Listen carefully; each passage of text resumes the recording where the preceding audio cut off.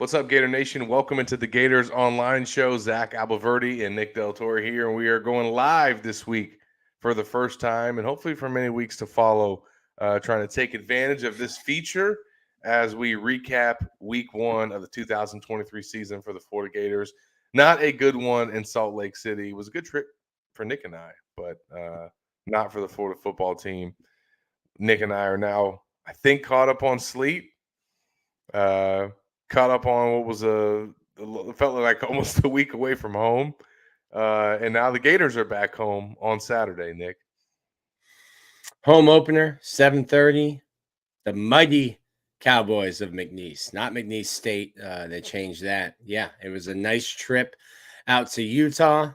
Hotter than I expected until you and Keith went up to the mountains.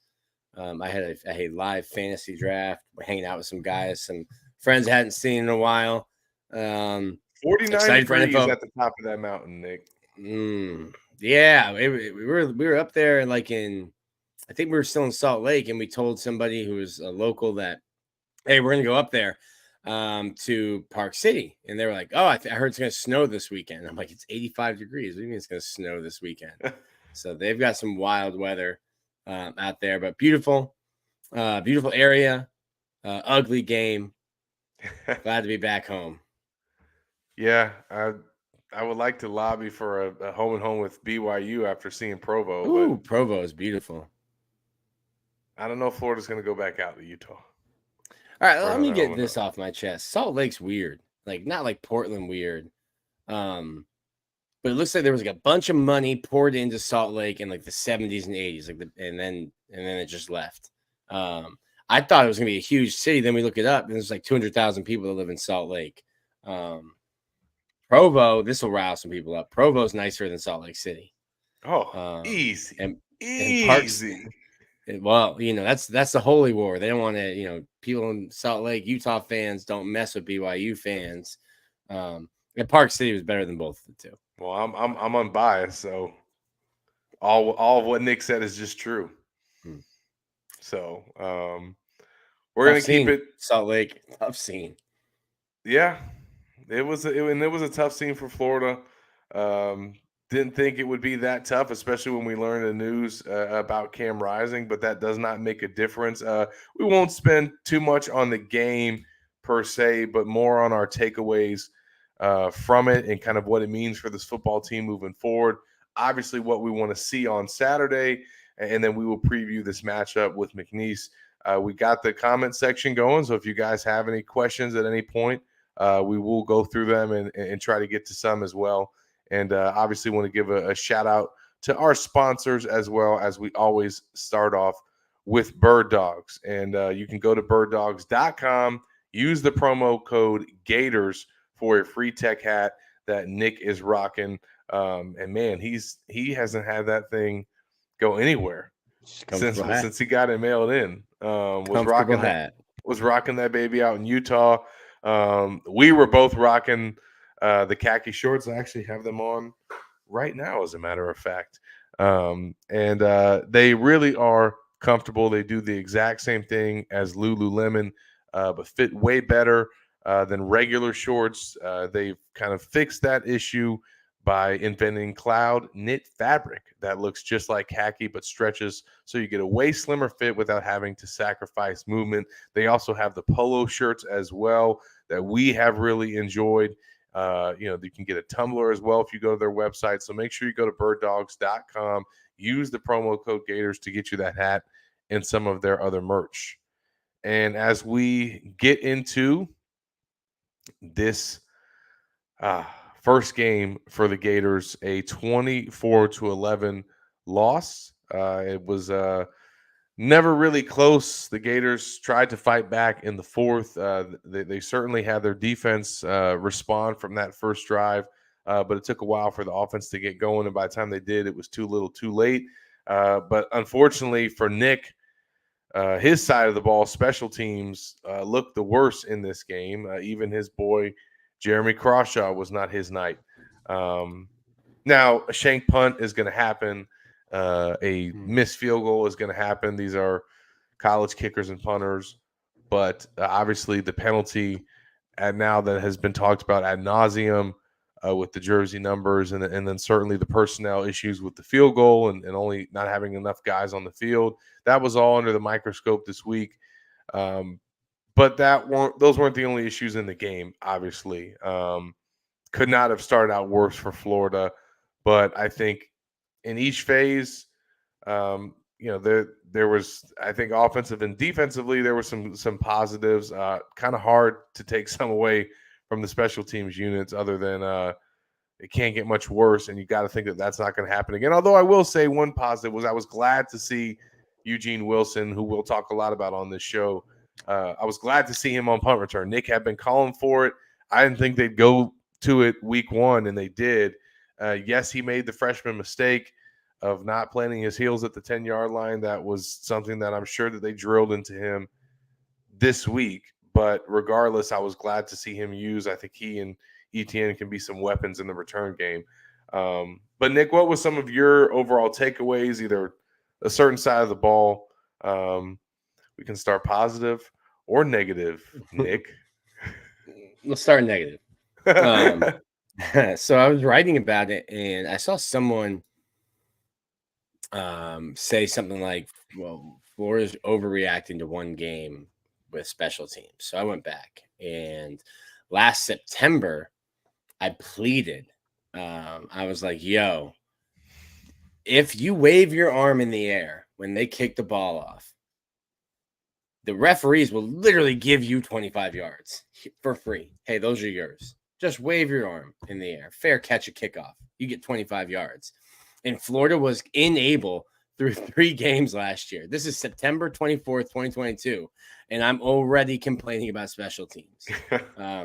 So we haven't even, we made it 3 games into the Billy Napier, Chris Couch game changer coordinator era before I was like, yo, this stinks. Just stop it. Just stop it. Then 2 weeks later, after the Missouri game, wrote about it again. Like, yo, special team stinks. You can't cover anything. And then after the Vanderbilt loss, I was like, yo, you need a whole new guy. Like, we didn't make it a full season before I was like, whoever is coaching. And it's nothing against Chris Couch. It could be Zach Albaverdi could have been the game changer coordinator. And I would have been like, yo, Zach, probably time to hang up the whistle. It's not working. So we're 14 games in to the Billy Napier era, and special teams have been bad. And I think in calling that out too, you're in some ways maybe the structure may be an issue, and that's certainly something that was suggested to Billy this week, which he dismissed as at least being a contributing factor to the jersey mishap, saying it has nothing to do with how they structure their staff. I mean, if we're being specific, and he didn't say it, but I mean, this is like a card jersey issue, awarding a guy a number right before the game and not making the change, or I'm sure that contributed to it. Again, well, the 3 to 21, it doesn't matter how much you chalk it up doesn't matter because Desmond Watson's on that team. So Desmond Watson and Trey Wilson can't be on the field at the same time, and they would have been. Now, Billy has never told us, but Kirk Herbstreit mentioned it on the broadcast that Eugene Wilson was supposed to wear number 33 when he was going to be on that specific team. And people were like, how do you do that? And I had to like tell some people on our message board this week, like, no, I think it was South Carolina last year. And it became annoying in the press box because it was on kick return and Florida scored so much that we kept hearing it. It's like number 14 is now wearing number 27. Number 14 is now wearing number 27. And then that kid, like that guy was still on offense too. So like then they would come out for offense. It was like jersey change. Number 27 is now wearing number 14. So like if you have, it's not unheard of. And then you'll see a picture of a guy wearing a jersey that doesn't have his right number and then no name on the back of the jersey. Mm-hmm. They're doing like a NASCAR pit stop. Hey, put your arms up. They have 2 people ripping the jersey and the shoulder pads off and like putting a new one on the sideline. So you can do that. And they might have to do that moving forward. This isn't an Austin Harden, Vernon Hargreaves, switching from 16 to 1. And what Florida told me at the time was, it's just a special teams conflict. That's not what it was. with the 3 and the 21. Like 21 is going to be an issue also. Yeah. And you would like to say that this won't happen again, but because of the double numbers, I guess it can happen. There is the potential for it to happen again. If I lineups mean, change, if you're if going to player have double availability numbers. changes, You're going to you know, have and it- double numbers. The NFL doesn't have them because they have 53 guys on a roster. There's over 115 guys on Florida's roster and 100 numbers. And when you include Baby J's number 0, like there's going to be double numbers. If you're trying to make and appease kids, you're going to have 2 number 1s. You're going to have 2 number 2. You're going to have a bunch of single digit guys that are in the same number. It's on the coaching staff to make sure the right guys are on the field at the right time. Mhm. Yeah, and speaking of being on the coaching staff, I mean, obviously another huge criticism, Nick, was the offense, and I guess more specifically the line, the procedural issues, um, the play calling. I wrote, and it was my opinion that I think that the play calling was handicapped by the offensive line play, and I don't necessarily know if some of those issues would have occurred, or I don't want to say I don't necessarily know. I'm pretty confident that those issues would not have occurred if Kingsley Aguacan had been available in that game. Uh, Specifically, obviously, some of the issues with the false starts and some of the legal formations. One of those false starts was specifically on Slaughter, and again, I didn't think Slaughter played a bad game at all. But when you remove a guy that has started 26 consecutive games, he's the only full-time returning starter on your offensive line, and then you take him out for a road opener against a top 15 team. And I know they had players out on defense, but and you've got a new quarterback on offense. You've got some other new starters on offense. Like, I get it. There's a reason why it looked sloppy at times and didn't look good at times. And on top of that, um, you had Utah stacking the box against Florida, basically daring them to throw the ball and trying to take away the running game. And I mean, I don't know how you feel, Nick, but I mean, as like they say, take what the defense gives you. They were basically daring Florida to throw the ball, and Graham Mertz threw it over 40 times. And I think there was a stat that came out this week from Shane Matthews about completing over 30% of, or over 70% of his passes, having 30 completions and over 300 yards. He did enough in the passing game, I think, for Florida to be successful in that department. Now, could they have executed some things better? Could Billy maybe called some things better? Sure. But I mean, there's a reason they got away from the run game.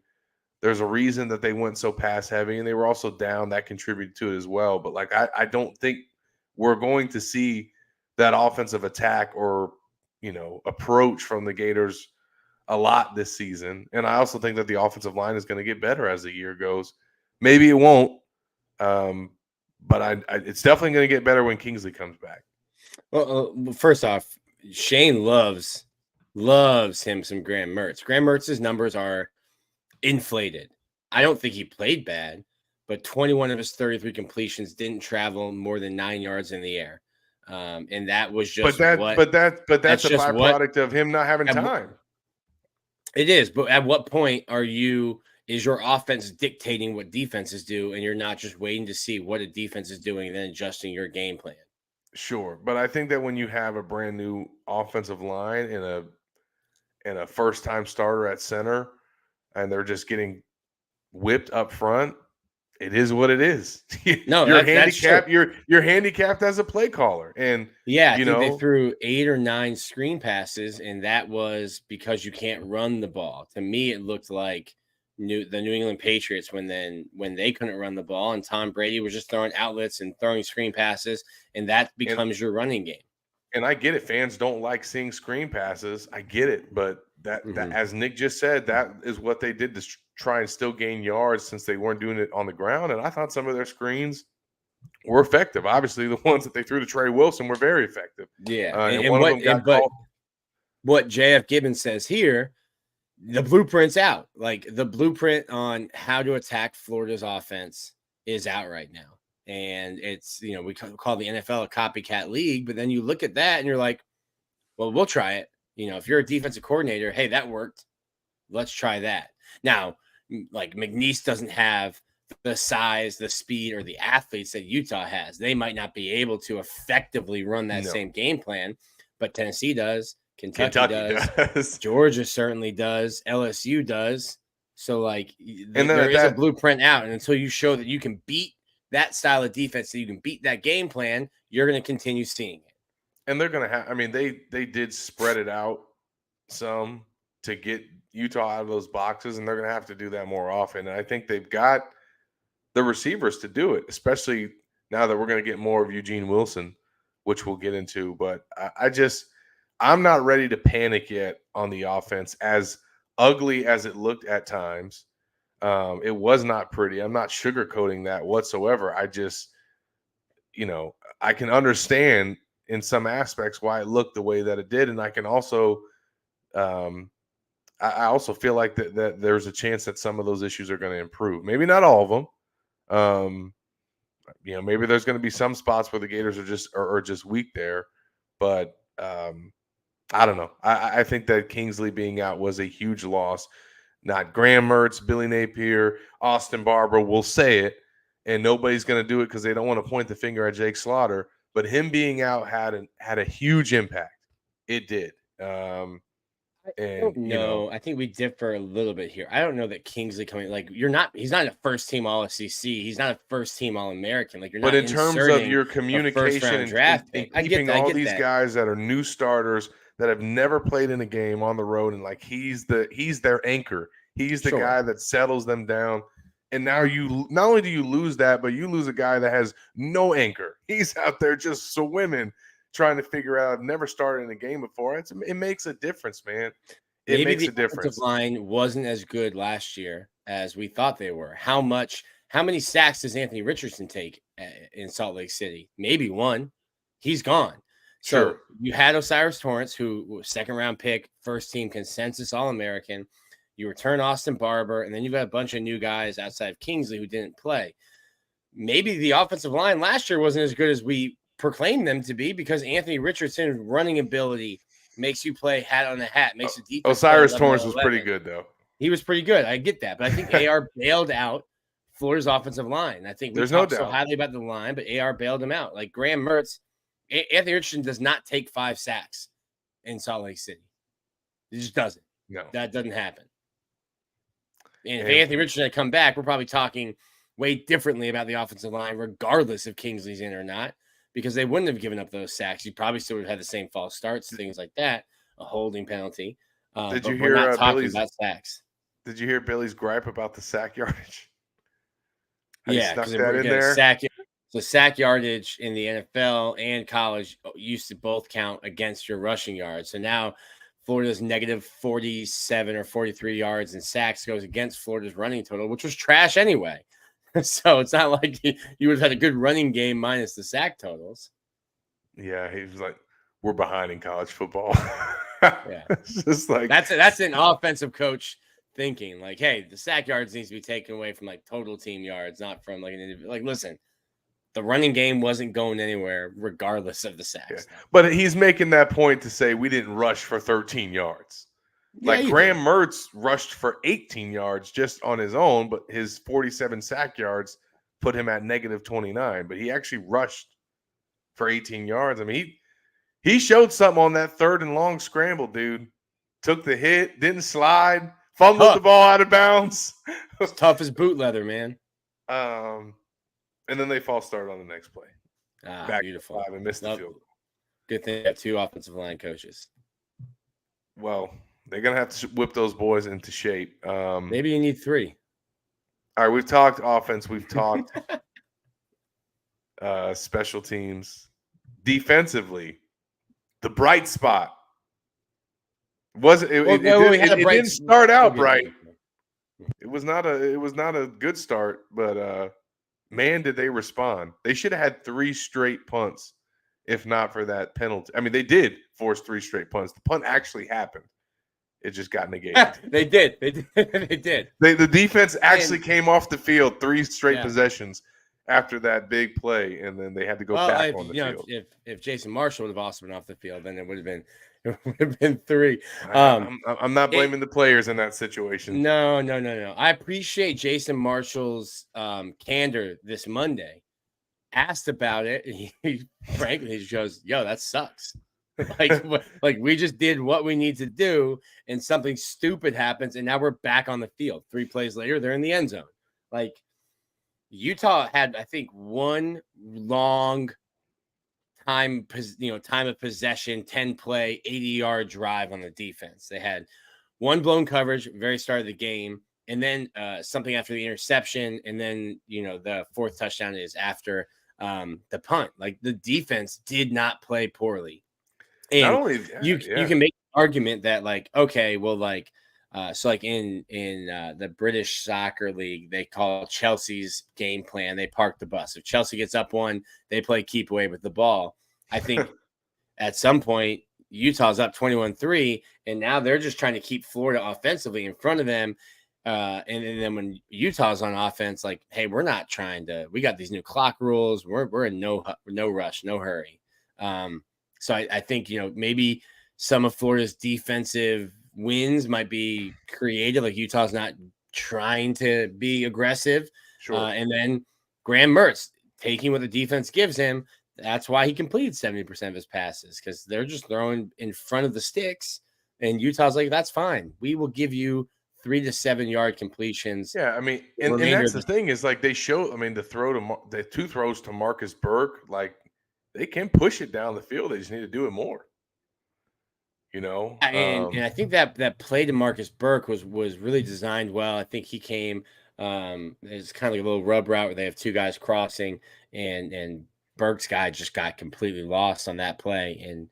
And he's a guy. I wonder why doesn't he play more? I think it might be more off the field. I'm just trying to connect dots here because athletically, all the talent in the world. Like, what's the disconnect? What piece of the puzzle is not fitting?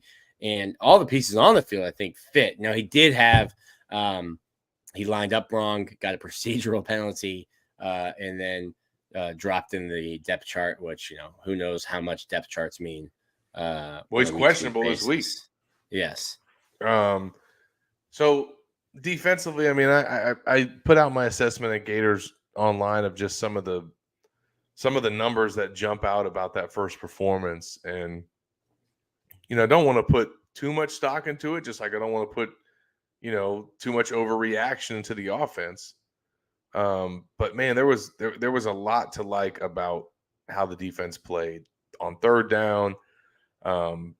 Some of the personnel groupings that he used, obviously the way that he used them and attacked Utah was really exciting to see. The one thing that I would say that they can work on, and I'm sure that he'll harp on, not only did they not get any sacks, I mean, they got after the quarterback, but they just didn't get to him. But Jason Marshall mentioned it, the sudden change.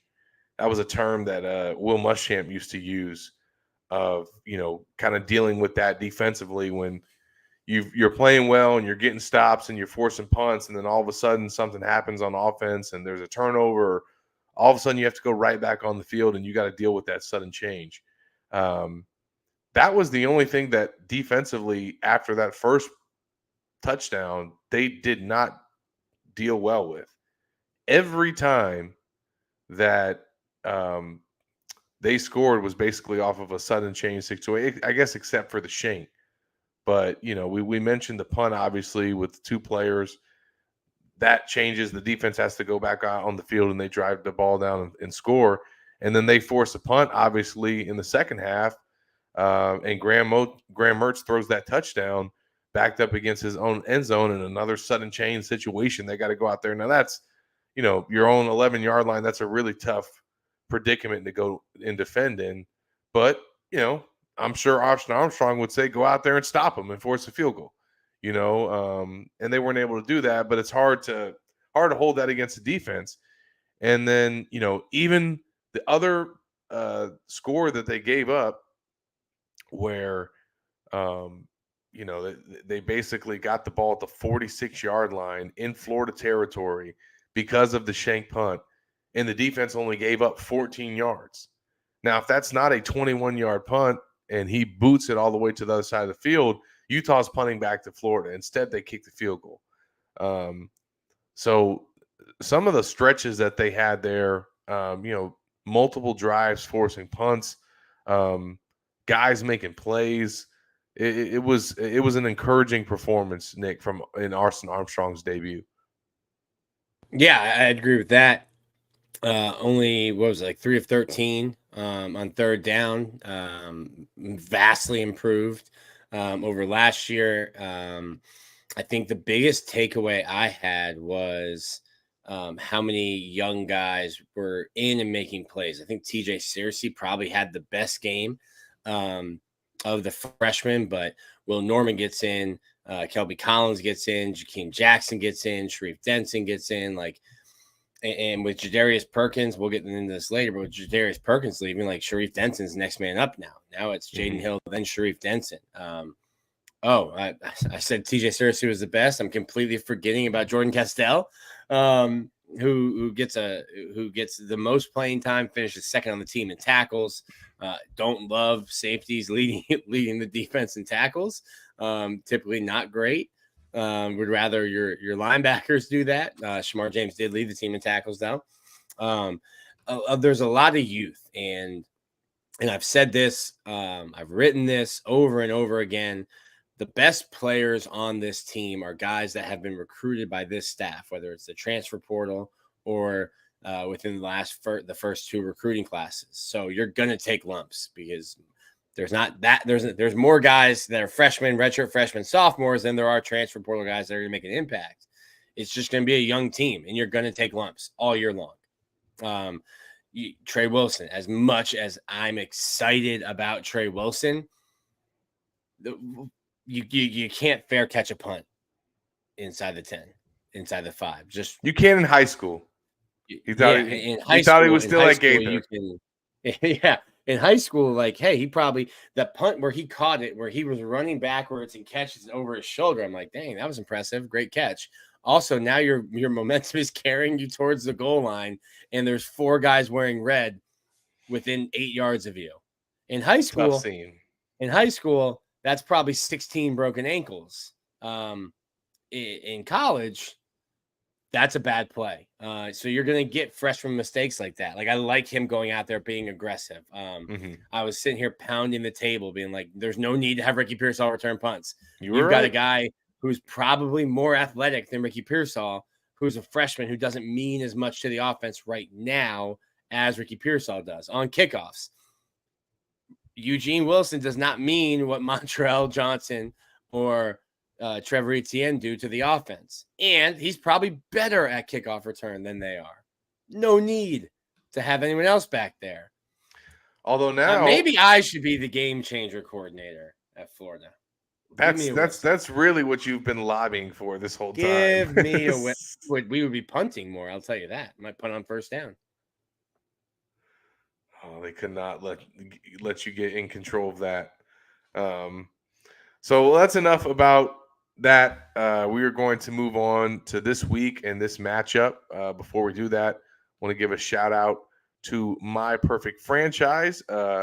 If you are ready to leave the corporate rat race for the American dream, looking for a side hustle while working your current job, wanting to diversify, build wealth, and or leave a legacy, Andy can help. Andy is a franchise consultant as well as a franchise owner and helps people find franchises that fit their skill sets, financial requirements, time to commit, and more. His services are 100% free, and he's here to help if you have any questions about business ownership with franchises. You can learn more and contact Andy anytime at myperfectfranchise.net or calling and texting him at 404-973-9901. And now we turn our attention to this week and what was, according to Billy and the players, some tough Wednesday and Thursday practices after some sound like some tough love when they got back from Salt Lake City. Billy basically addressed the team before they began game prep, and according to Jonathan Odom, basically gathered all the players, and the message that he delivered was, "We're not going to be okay with losing here." And I don't know about you, Nick, but I felt like Billy was maybe just a little bit more animated this week, or a little bit more. And we like when he said that thing about nobody wants to win more than the players. Um, Showing some emotion this week, and I know he's under fire, but um, it sounds like they absorbed this loss a little differently than they did maybe some last year, and he does not want them to get used to this feeling, and made that clear. This is not okay. I'd be interested, and if you're in here, we got almost 100 people in here. Hit the like button, helps spread the show. I'd be interested how fans take that comment, because I think it's accurate. But also, like, unless you're like Kyle Whittingham and you've been in a program for nearly 2 decades, like, you're just hired. Like, coaches are just loyal to whoever is cutting the check that specific season. So fans who have been fans of the University of Florida, donating money, time, energy, it's not the same as what like the players are doing, and that's literal blood, sweat, and tears. And unless you're fighting at the tailgate, which you shouldn't do, I don't know that there should be much blood on a fan basis going into a game on Saturday.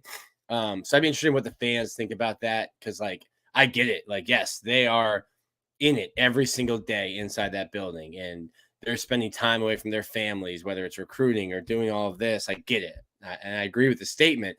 I just don't know at this point, 14 games in, 8 losses, that it's the time to be like, nobody wants it more than us, while the fans are going through potentially 3 straight losing seasons. One of those responsible for. But the last time Florida had 3 straight losing seasons was during World War II, when able-bodied men were fighting Nazis, not playing college football. So, like, it's not a great spot that Florida's in right now. And to be like, nobody wants it more than us, they're like, cool, turn that want into action and doing. So, like, I when I heard that, I'm like, yeah, I agree with you. Don't know what the fan base will think about being told that, hey, we want it more than you do. They want wins. Yeah. And right now, Florida's on a 4-game losing streak. Hard to come by those wins. To last season. And that's I think, I don't know, Nick, just feeling the temperature in Gator Nation this week. Well, look, let's pop up. Harrison, talking season's over. Zach, we said that on the show 2 weeks ago. Yeah, talking season's over. To prove it. I mean, just taking the temperature in Gator Nation. I mean, fans are a little bit antsy. That first loss did not go over well, and I think so much of this is just they have not seen the Gators win a game. It's been a minute. They have not won a game since their last game in the Swamp. So one storyline more than anything is just, they got to go out and win. They got to get this stank of losing off of them and off of their program before they get ready for a must-win game 2 weeks from now. Yeah, well, here's Elliot. I understand what he is saying, but the fans care even when the coaches and the players move on. Brandon here. Fans don't go in the transfer portal. Players do. I've seen some Twitter notes about like, my fandom, I'm going in the portal. I think they always come back. There's definitely been some respect my decision notes that we've seen. Yeah. I think that's a great note, though, Zach. A storyline to look for. Like, Florida is on this 4-game losing streak, and you need to listen. There's not a ton to talk about McNeese. Like, here, let me run through their last game against the mighty Tarleton Texans. Tarleton had 30 first downs, rushed for 210 yards on 5.3 per carry. That's including sack yards. They netted 344 passing yards on 20 of 34. Did throw 2 interceptions, but averaged 10.1 per attempt and 17.2 per completion. They had 550 yards of offense. And That's what who else? Florida's playing this week. You forgot the most important stat. Oh, On 52 off. points. Oh yes. Don't Sorry, forget Dan. that. Sorry, Dan. I went with all Dan's stats, all the yards. Outgained him. Outscored him too. Outgained them. Florida outgained Um, Utah. At least that's a Billy didn't win. say that. That's a win, baby. Mark it down. That means my pick last week was right. Florida won. That's who Florida's. That's what the team Florida's playing. That's what their defense was able to do last week against the Tarleton Texans.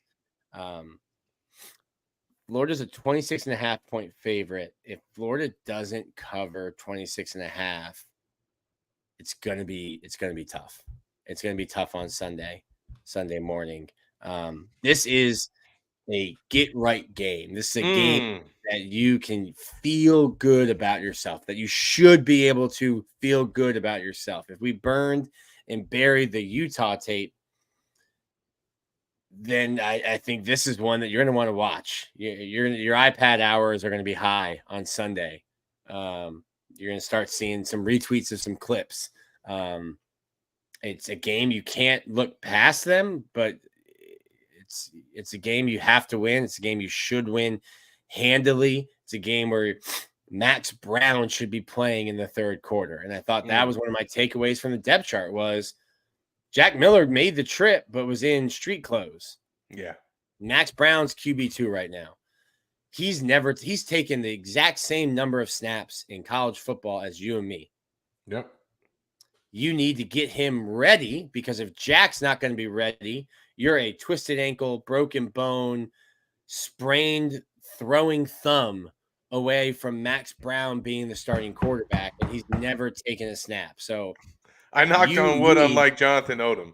You need to, at this point, I don't care about being nice. If you can get in a position where you're up 40-0 going into halftime, good. Let Max Brown go in and let him run the offense. Like Spurrier, listen, we're just running our offense. We're not running the score up. We're just running our offense. We're not running the score up. You need to get second half is yours, Max. You need to get Max Brown some reps.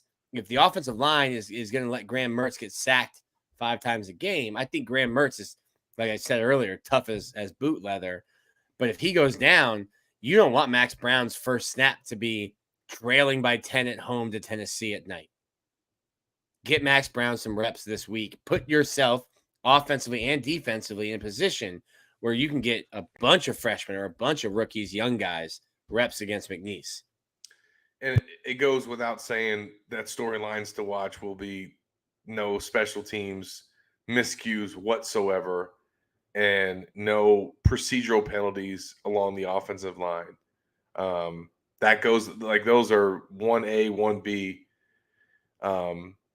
And I think on Nick's note, just seeing more young guys. Eugene Wilson is going to make his first career start with Khalil Jackson and some other receivers banged up. You're going to have Jakeem Jackson probably getting some more playing time at cornerback with Devin Moore out.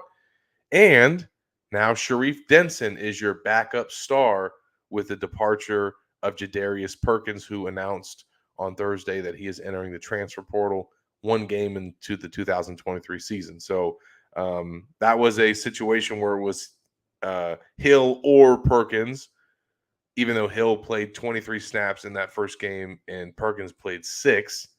So it was really Hill's job. And now Denson steps in there as the backup, and you got Bryce Thornton as well, third string. But you got one less guy at that star spot now. Maybe they work somebody else in there as well to create some depth. But I'm excited to see some of these young DBs get opportunities. Some of the young defensive linemen, Jaden Robinson at linebacker. Like, to your point, Nick, this is the game that Florida should be winning comfortably and able to rest their guys and get some younger ones experience. And Billy wasn't going to say it, so I'll Yeah, say no, it he for didn't him. like the Listen, question. you shouldn't see a head We coach don't shouldn't think in say those that. terms. That's cool. Let me do it. I'm the commentator. I will think in those terms for you. And if you aren't thinking in those terms and it causes your game to be if McNeese covers, I will then let you know after the game, hey, maybe you should have been thinking in those terms. The but getting back to your Perkins thing, I think I had Perkins like in the spring on transfer watch because I knew he was gonna be a graduate. He had to graduate to be able to transfer. Um, Super weird timing right now. And it's strange because you have you had an opportunity. You were going to graduate and you could have done this before the season. Now you're one game into the season and it's deuces. Like I don't like that. And now you've had I think a couple guys, and if you're listening to this and I'm wrong, please correct me and we'll correct it here. But I think you've had a couple guys leave the team last year in the middle of the season, which I think is more excusable because it's a first year coach. To me, I don't know all of the circumstances behind it. Probably just not happy that he's not playing. In the offseason, he tweeted he's the best nickel in the country.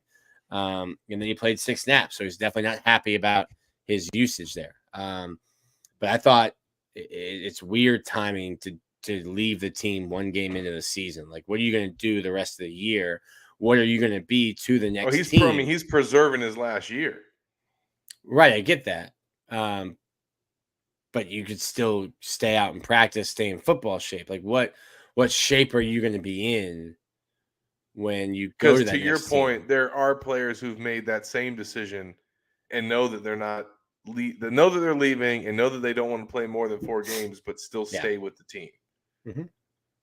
Florida had guys like that last season. Trajan Mitchell last year preserved his 4 games so he'd have his 6th year, be able to Sure. use his year. And that was on a team that went to the college football playoff. So I don't know. To me, it looks selfish. I don't know all the background of it though, so it might not be. There might be a different reason. From the outside looking in, it looks selfish. Uh, Yeah. Maybe the team. Now, if you're a tennis player and you're or a golfer and you want to withdraw from a tournament, sure. You're not hurting anyone else but yourself and maybe your caddy, but you're on a team. I do want to touch on the offensive line before we kind of put a bow on this, but we had a question. Gosh, I can't remember where it was. But it was basically Nick. We had a comment that wanted to know, what can Florida do, or what did Florida try to do to help out its offensive line? With some of the struggles that they were having, especially at the tackle spots. One thing that we could see is Lindell Hudson. He, from the sounds of Napier, sounds like he wasn't available last week, or they weren't ready to play him yet. Maybe he was healthy, but they weren't comfortable playing him yet because of all the time he missed in camp. Sounds like now they are, and they intend to play him and rep him in this game. I think that's important to develop that depth. They need more, obviously, on the offensive line. And I think it's also going to be important just to see against inferior competition how the entire offense does blocking. Because as Billy um, you know, was pointed out, to defend his unit, to defend his offensive line, not all of the protection and procedural and illegal formation issues were on the offensive line. I know that the tight ends had some issues in blocking. The running backs had some issues picking up blocks. So just across the board, they need to do better in this game. They need to be able to establish the run, and as Nick wrote, get back to their identity. And they should be able to do that against this team. I mean, just point blank, period. So that's got to look cleaner and more dominant, aside from just not having any false starts, which is going to be easy to do at home. The manner in which they block and how they're able to dominate the line of scrimmage needs to be seen in this game because it was nowhere to be found last week. Well, I'm looking up. I looked up the defensive line for McNeese. One guy that plays is over 300 pounds. There won't be an excuse this week. No excuses. And we're going to get into kind of the final segment of this show. But before we do that, I want to give a shout out to Prairie Dental Center. The doctor is a UF grad who's practiced in Gainesville for 3 decades and has developed a deep understanding of how to diagnose and treat various dental problems, along with advanced skills and knowledge to provide more effective and efficient care to his patients. If you're having dental concerns or just need a cleaning, Prairie Dental Center offers a wide range of personalized care options to meet your individual needs. Give their office a call, 352 373 3431. Tell them Gators Online sent you, and your new patient exam will be free. Well, as we put a bow here on this matchup, the home opener for the Gators, 7:30 in the Swamp. The Gators back home for the first time since senior day last year against South Carolina. This will be not only the first ever matchup between Florida and McNeese, but also Florida's first ever matchup against a Southland Conference opponent, Nick. Yeehaw. So the Gators streak as well is on the line of 33 straight home openers, which leads the NCAA. Again, this should be a runaway for Florida. But Nick, outside of some of the storylines to watch, what are your thoughts on this game, feelings on this game? How do you think it's going to go? And what does Florida need to do on Saturday? Yeah, the number one thing for me is clean up all the procedural stuff. I think Florida, the roster and where they are as a program right now, the margin of error is so thin. You can get away with those 9 penalties this week, but I don't want to see them. I don't think this is a trap game. You've lost 4 in a row. I get the Tennessee's next week, the SEC openers next week. TV, 7:30, big game. Maybe if you beat Utah and you're feeling good about yourself and you're drinking your own Kool-Aid, then it's a trap game. But like you better come ready to play this week. And I don't care who the opponent is. You haven't won since last November. It's been a while to have the club dub in the locker room, as they say, Zach. So clean up the procedural penalties, get yourself in a position where you can get Max Brown, Najee Harris, Jordan Herman, guys who at some point you might have to rely on who aren't playing right now or didn't play in the opener. Get them reps. This is a game where you can get them reps. This is a game where you should leave feeling good about yourself. Let Scott Strickland and the UAA write the check, hand it over to McNeese. Thank you for coming. But this is a game where you should leave feeling good about yourself. Clean up procedural issues. Continue being good on third down on defense and get some young guys some playing time. There's really not much to write about matchup wise. Florida versus McNeese. McNeese is going to throw the ball a lot. They were pretty even last week, but they're going to throw the ball a lot. Get your hands on the ball. Get a sack. We heard about havoc and getting pressure on the quarterback. 0 sacks for Florida last week at Utah. Yeah, that was one of the things that they weren't able to accomplish on defense. They gave them credit for getting the ball out quick, but and I'm sure they're going to see that again this week with this team. Brandon writes the goal should be to get the offense up big early, and as Nick said, get max reps in the second half. All gas, no brakes. Tyreek Sapp says he wants all the smoke, Nick. Listen, SCA Pride. Tyreek Sapp, when football ends for him, whenever that is, motivational speaker. He's gonna be on tour. I want Tyreek Sapp to come back and talk to the Gators in 10 years. Yeah, he's quickly become one of the fan favorites and media favorites. He's always a great interview, and obviously they're going to have to get after the quarterback in this game. That is, for me, Nick, something that I do think, it is a good warm-up for Florida in the matchup with Tennessee is this air raid offense that McNeese is going to come in with. against the Florida secondary that's now down Jadarius Perkins, that's down Devin Moore, that's going to be relying on basically freshmen at all three positions in the secondary, corner, nickel, and safety. How do these guys handle an air raid attack that, they're going to have the advantage from a talent standpoint, and, seeing how Austin kind of what he does schematically to defend that, but just knowing that Tennessee's going to come in this thing 2 weeks from now throwing that ball. I don't think that they're going to be operating at the volume that they were with Hendon Hooker, but we know that Joe Milton is going to come in here with Josh Heupel, and they're going to try and throw this thing around. It's not going to be necessarily the same style as what we'll see from McNeese, but I think that this is a good warm-up for Florida just to see, where they're at, especially as a young secondary. And then offensively, get back to your identity.